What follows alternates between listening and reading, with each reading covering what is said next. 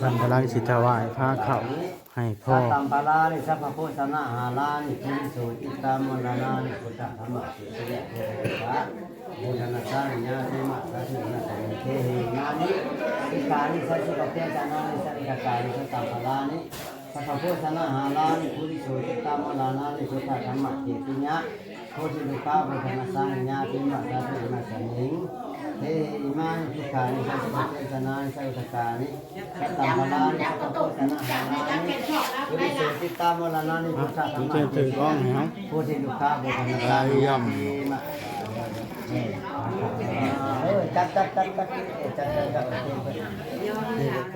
โอ้ยชิบ่นี่กินได้นี่ ขายท่องให้พ่อก้อนอื่นนะ พอน้อยนึง ท่องน้อง เอากินก่อนนะ ท่องได้ไหมกินเด้ออีพ่อนี่ล่ะพี่น้องเลย ชิแค่สอง วิธีการเอานี่ให้ผู้ที่ล่วงลับไปกิน ทานทุก ชนะแล้วล่ะค่ะนี่แหละทานเอาถึงมาสู่แม่เจ้ากินลูกเจ้ากินกันมาเป็นเด้อ ผู้หนึ่งตายไปแล้วพี่น้องหากันตายบาง4-5 ปีผู้หนึ่งน่ะครับรถตำลักการผู้น่ะอ้ายผู้นี้ผู้ทิศกันชื่อว่าคุณปึ๊ดตอนนั้นนะถ้า FC เก่าคือที่จำได้ดอกพี่น้อง รถบ่พอน้ำเนาะ นั่นเด้ออกให้ถ้วยให้น้ำเปล่าน้ำแท้มีเบิดแต่แล้วพี่น้องเลยมันหมดจังแล้วเฮ็ดแล้วเด้ เป็นทั่วเลย มั ได้ นเฮ็ด เนาะ ไปทั่วทิพย์ทั่วแดนแล้วได้ นี่ก็ถือว่าเป็น แต่ว่าเฮ็ดไปแล้วก็ ที่สบายใจเนาะ แล้วก็สบายใจแต่ว่ามันบ่จังแล้วเฮ็ดกินให้กินนะเพราะอะไรก็ได้ นี่นั่นกิน ท่านบ่ปลาให้แล้วพี่น้องเอ้ยผู้นี้มาผู้นี้ให้ไว้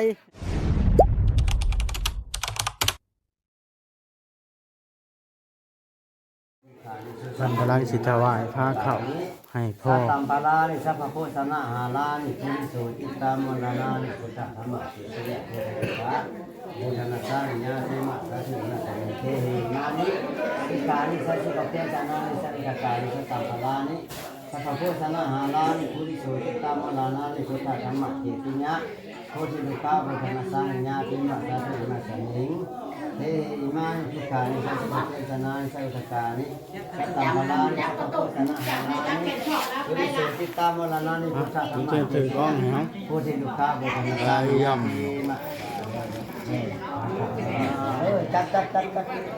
จัดนี่ก็คือการถวาย เป็นจำให้เป็นกติกาหน้าไม้ทาน พระเข้าให้พ่อเพิ่นจำให้กินเด้อพ่อเอ้ยบานน่ะ ว่าครูบาอาจารย์เพิ่นกับไม้บุญให้คุณเจ้าเพิ่นก็น้ำอุ่ยเสาอีสีคุกนี่อันนี้ไว้น้ำญาติให้น้ำอุ่ยสีเอาพร้อมกันครับคารวะเล่นกันพร้อมกันเอาตั้งอกตั้งใจเด้อวันนี้เด้อกับคารวะพ่อแม่ครูบาอาจารย์เด้อ ครูบาอาจารย์เด้อก ายนวาจานวาเจตสวาโอเทมังปะตังโอตุปฏิฆานาตัวสัญญตังตาลังทะเลสังวันิตุมาพุทเทกายนวาจานวาเจตสวาธัมเมคุกมังปะตังมะยะยังธัมโมปฏิฆานาตัวสัญญตังตาลังทะเลสังวันิตุมาธัมเมกายนวาจานวาเจตสวาสังเขคุกมังปะตังมะยะยังสังโฆปฏิฆานันตัวสัญญตังตาลันตะเลสังวาลิตุงวาสังเทพุทธนาทั้งหลายจอกับวันอย่าน้ำในข้างเรา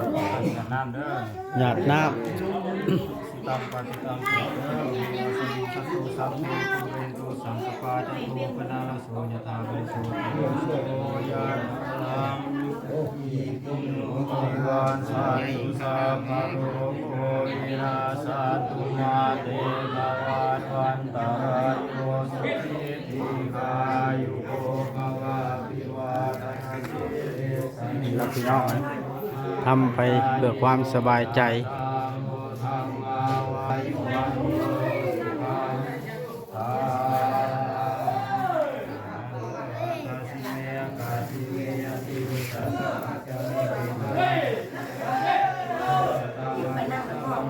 ท่านก็ญาติน้ำให้ กิน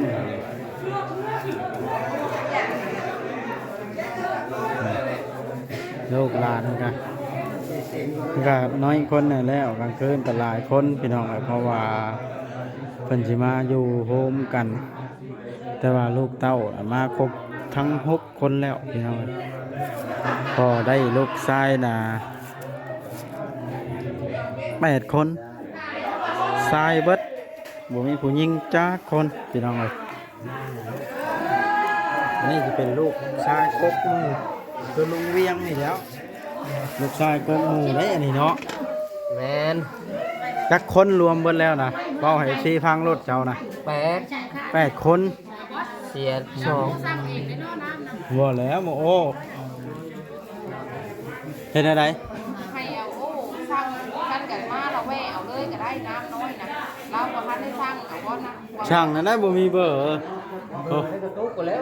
ให้เราติ่งถามเอาเบิร์น อ่ากันช่างน้ำพี่น้อง เก่ามาเก่ามันมีน้ำมันนี่เก่าอันนี้มันบรรทุกวางกันแต่อันนี้มันเอาแบบพิเศษ ถ้าโจทย์ท่านลุงสิว่าวนี่ เอาเพิ่มมาจดลุงสิเว้าให้พัง ยาแย่มากินมาทานน้ำพอออกแสงนี่เท่าไรนี่ฮะ8ยาแย่100,000นะมาพระให้พอทาสายว่าวให้เจ้ารู้งานเนี่ย100,000กีบโอ้เยอะพี่น้องดู นั่นเนี่ย เป็นตื้อ นั่นแหละนั่นแหละครูบาอาจารย์เขาจะนำส่วนดี โอ้บ่ได้ช่างยอมเอา50 เอา50 แม่50แพ็ค ร้อย ร้อยเลยบ่ คันว่าละ2คันว่า100ละสิให้อ้ายเพราะว่าหมู่เราเป็นคน นี่ เราซ่อม ประมาณนั้นแม่น100แพ็คน้ำน้อยนะมันจังสิพอกันกินซะ น้ำแข็งพร้อม3 โชค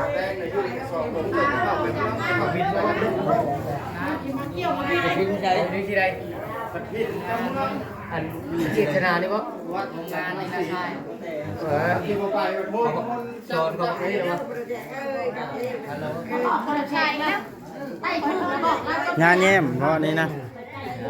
เอ้าเรียบร้อยแล้วบ่เดี๋ยวนี้เรียบร้อยละ ครับทราบแล้วนะ โอ้เบิ่งบ่านะนักโคอันนี้ยังเป็นอาจัวอยู่ ว่าเราลิ้นกันรถนั่นใจป้านี่เลขกับเพื่อนเป็นโทรเอามือนั่นแหละ เงินหมดละ เราแจงมาจากคลิปตามที่มาเราแจง ปาดตัว อันนี้ไปกับโมแพ้เขานี่ ครับอาจารย์ใหญ่เงินเบิดลงไฮโลบ่เบิ่งกระแตบเงินเพิ่นพี่น้องเพิ่นอ้าง เมื่อกี้ ฮะนั่นนะมันบ่มีหยังจะกันหาบ่เป็นเลย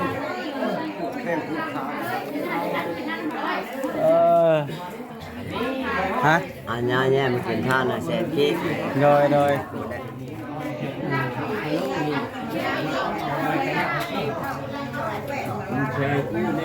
บังลามากู้เสื้อเป่าบ่ ไว้ข้างหลัง ไว้นี่แล้วสะก่อนแล้วจังได๋ ได้แล้วได้ครูบาอาจารย์เพิ่งจะนำมาท่านให้แล้ว นี่ได้เป็นผ้าทอยละเป็นผ้าทอยแล้วซิมนี่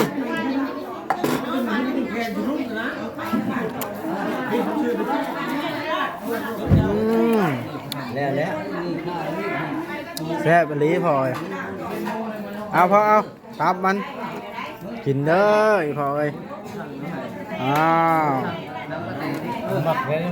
มักตับดิบพอเลยเป็นโรคตับตายพี่น้องเอ้ยมักกินตับดิบ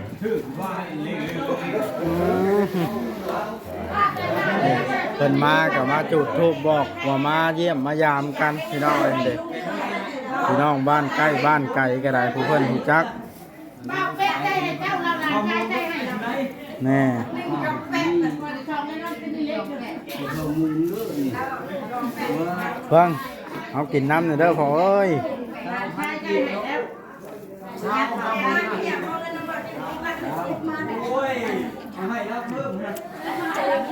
มาเข้าไหนหมุนนี่ออกนอกวะโอ้เสียบแม่นได้ผู้วางนี่เลยคนหิวมากินทานข้าวสาร ดูให้พ่อนะตั้งไว้พ่อตั้งไว้จะพ่อกิน พ่อนะ พ่อตั้งไว้นี่ เพราะว่านักกู้ย่านให้ อย่าให้ตัวตั้งไว้นี่ เราจะกินปิ้งนี่กี่ป้อนหน่อยหนึง เป็นวันแต่งมาบ่ทำก่อนเลยกู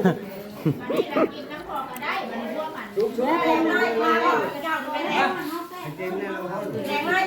มันแม่น่ะไปกินน้ำบอลน่ะพาพ่อกินข้าว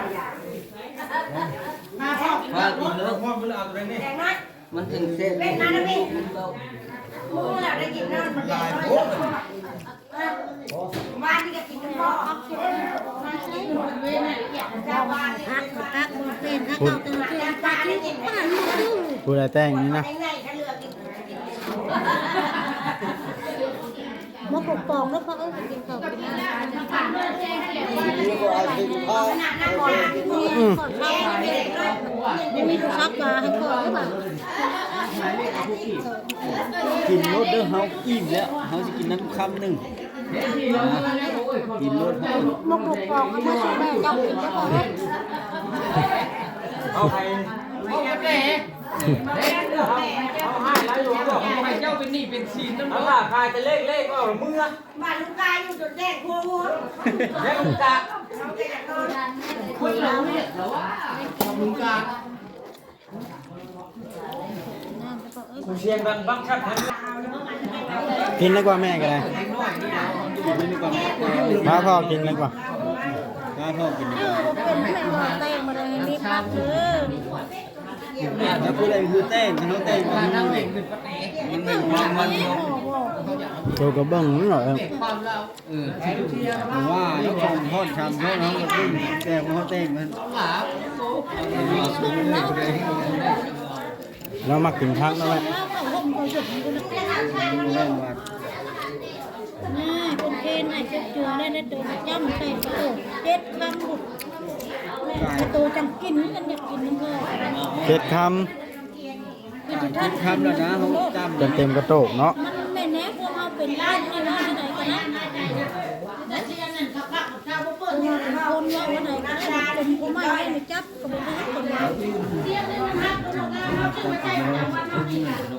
ลยได้แล้วเลยอื่นนี่ก็จะลูกนี่ลงคนหลายแต่ถ้าทิพมูไปแล้วไม่เนี่ยเขาลิ้นให้น้องวงเก้ามาแรงนี่ให้ลิ้นเต็มที่ลูกลิ้นตาละ50ก็ลิ้นได้มาแรงเนาะเสือก็ได้แล้วลิ้นก็เนี่ยเจ้าเลยตาเก้าแทนเก่งยังได้ดีได้ยังแรกนี่ เจ้าหน้าแต่ละเดือนเจ้ากินลูกกับเชนะ มาเลยมาเลยยัง เจ้าเนี่ยท่านได้ไม่ลงนะขี่กระบอกเชมา ขี่ชนเอาปืนไปแล้วมาเนาะ ยังไม่ได้ให้มันมีแล้วมันเป็นเผาให้ขึ้นเนาะขี่แล้วลูกชายขึ้นหรือมาปึ๊บมาทำมา ชนเอาปืนแล้วมาแล้วพอยังจะพอเลขเงินนะพันหลายก็พี่มาใส่ปืนก่อนตัวค่ะ อย่ามาเสียบใจนะเฮ้ยมันสิเบื่อนะ เบื่อแยกกันเอาสิ ยังได้เรื่องเอาในแสนหนึ่งนะเอา มันอย่างเบื่อบัดนี่มองนี่เราไปทุกที่ใครสิกินนี่มากอันนี้วะเรื่องเป๊กพี่น้องไอ้เป๊ก กระแสเรื่องเลยลุงนี่เนาะนี่ลุงเล็กเรื่องนี่ใบนี้นี่เขา นี่เราพี่น้องเลย เขาใส่ผักเขาก็ใส่ผักให้พ่อเพื่อนอะไรเงี้ย จำให้พ่อ ดับ นี่ลูกชายหล่าของอีแม่คนนี้นั่นหล่าคนหมูคนนั้นล่ะกกเกี่ยวสีฟ้า ให้ว่าโทรหาลุงช่างให้ติงแน่ โทรหาไอ้ติจัง อ่ะให้เรามาเป็นรุ่นเป็นติง แรงไอ้แป้ง ฮะ เป็นแรงมัน ตัวแรงเรามาตอนไหน เป็นแรงเหรอ เรามาตอนแรงกู อ่า ราคามันเรียกดิ อ่า วาย จะโทรหาเรานี่ดิโอ้ยสินี่โอ้ยสิบ่นี่กินได้นี่ ขายท่องให้พ่อก้อนอื่นนะ พอน้อยนึง ท่องน้อง เอากินก่อนนะ ท่องได้ไหมกินเด้ออีพ่อนี่ล่ะพี่น้องเลย สิแค่ครับ วิธีการเอานี่ให้ผู้ที่ล่วงลับไปกิน ทานทุก ผ่านทูบทูบเทินเพราะ อยากแค่ทำนึง เอาเห็นแล้วว่าใส่จอกแล้วก็ไม่ได้กินเก่าล่ะกินคนละครึ่งนี่อืม น้ำในตู้เย็นเยอะ จะได้ไฟฟ้าแล้วอยากได้ต้นหยาว เอาตัวเย็นได้ตัวบ่เย็นอย่ามาเด็ดขาด เอ้ยฉันว่า ในดอกกายจะขาดเจ้า พอหูจักเลขก็มาบอกเลขเนี่ยได้เนาะ แม่น กินข้าวอิ่มแล้วกันได้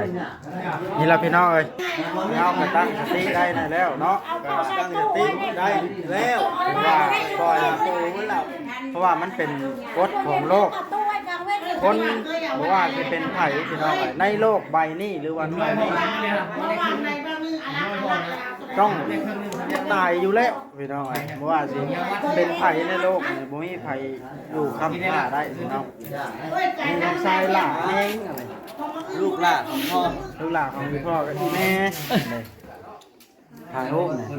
จอกนี่ได้ซะ รูปละ น้ำหยาด ปุ๊บคือตัวเนี่ยสีผ้านะพี่บอกสีอิฐอันนั้นแหละผู้บ่าวสาวแพ้ลูกผู้ที่สอง คนลองคนลอง ผู้บ่าวเก้าสาวแพ้พี่น้องหมู่กุมือนี่เพันยาเป็นแล้วเว้าพื้นในอดีตนะเนาะ แม่นแม่ดินานมาเติบเสือทุกคนเลยนั่นน่ะดอกไม้นี่นะ เว้าแบบนี้นะเพิ่นบ่อยากให้เว้า มันหนาว เพราะว่ายันเสียหายเขาเฮาอยากกันเด้เพิ่นไปมีชีวิตที่ดีกว่า น้ำกันน้องมันกินรถเจ้าเอาน้ำหมูเย็นติมานะเย็นแห้งเดี๋ยวตัวนะ จ้าแล้วบาดใหม่ โอ้อิ่มแล้วเขากำลังพอ จ้า เนาะ เอาไปละให้แม่ประจำมาเอ้ย เอาได้ น้ำหมูเสือบ้างโยเอาขึ้น ไ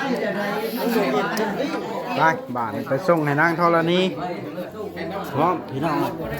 เพราะว่าเฮ็ดคลองมันเด้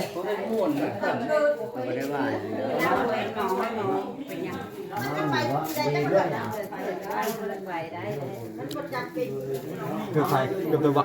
ฮะ จบกันนั้นมาละจบไอ้กิน เด้พี่น้องเอ้ย แค่เข่ามากคน เอาจัดการให้พ่อกิน ให้ยังกันนะ ชนะแล้วล่ะค่ะนี่แหละทานเอาไปมาสู่แม่เจ้ากินลูกเจ้ากินมันเป็นเด้อ ผู้หนึ่งตายไปแล้วพี่น้องหากันตายบาง4-5 ปีผู้หนึ่งอะครับรถตำลักการผู้นะอ้ายผู้นี้ผู้ทิศกันชื่อว่าคุณปึ๊ดตอนนั้นนะถ้า FC เก่าคือที่จำได้ดอกพี่น้อง คนบ่พอน้ำเนาะ นั่นเด้ขอบถ้วยให้น้ำเปล่าน้ำแท้มีเบิดแต่ละพี่น้องเลยมันหมดจังแนวเฮ็ดแล้วเด้ เป็นทั่วเลยได้ เฮ็ด เนาะ ไปทั่วทิพย์ทั่วแดนแล้วได้ นี่ก็ถือว่าเป็น แต่ว่าเฮ็ดไปแล้วก็ สบายใจเนาะ แล้วก็สบายใจแต่ว่ามันบ่จักแนวเฮ็ดกินให้กินนะว่าอะไรก็ได้ท่านบ่ปลาให้แล้วพี่น้องเอ้ยผู้นี้มาผู้นี้ให้ไว้พี่น้องเอ้ยเพราะว่าเราหาก็มาได้ชนอย่างให้เด็กที่ให้เอานี่ ใส่ปลาพานได้ เว้นบ่สิให้ ไม่ก็ต่อ นั่นล่ะบอกเด็กให้พี่น้องอ้ายของบ่บ่ให้ให้แล้วแหล้ว กระ ใคร ตุก สิ พา ให้ ตัวพามือกินดูเรื่องอยู่ชานเจ้านี่อันนี้นะกระตุกเล็กกระตุกกลางอันนี้พาตัวพาพานนี่เจ้าเอามือช่วย เพราะว่าให้นี่มันบ่แม่นหมายถึงความอ่อนแอพี่น้องเพราะว่าความรู้สึกที่เฮาสูญเสียไปแล้วมันกั้นบ่อยู่เฮาระบายออกมาบ่วัดก็บ่แม่นแนวนะพี่น้องเพิ่นเว้าหลายบ่วัดเองนี่สิให้ครบก่อนนี่พี่น้องเอ้ยเอาก็เริ่มทำใจได้ในแล้วลุงเวียงก็จดบัญชีผู้นั้นกำลังตรวจสอบบางเครื่อง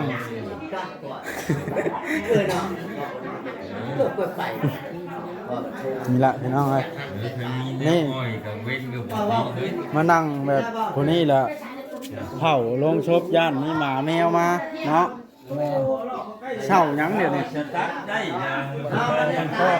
โอ้เบังลูกพ่ออะไรพวกนี้ยังนอนเศร้าเบังลูกพ่อพี่น้องเอ้ยเหลือแต่ลูกว่าเนี่ยให้เป็นความทรงจำเนาะไอ้ายบ่าววัดพี่น้องนี่ก็ได้พวกนี้โสดยังบ่ทันมีเมียพวกนี้ไปอยากจองก็จองได้พี่น้อง รออยู่ ฮะยังรออยู่อายุแค่30ปลายพวกนี้ยังรอเท่อยู่พี่น้องเอ้ย37 ปี โอ้ เพื่อนนี่ ไม่ครับเจ็ด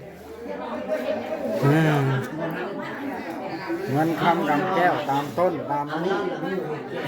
เกิดเฮ็ดไปแล้ว อันนี้นี่จะเป็นต้นของบ่าวบอสอันนี้พี่น้อง2 ต้นเขาเฮ็ดให้นี่เขาใส่เงินบาทเลยให้พอ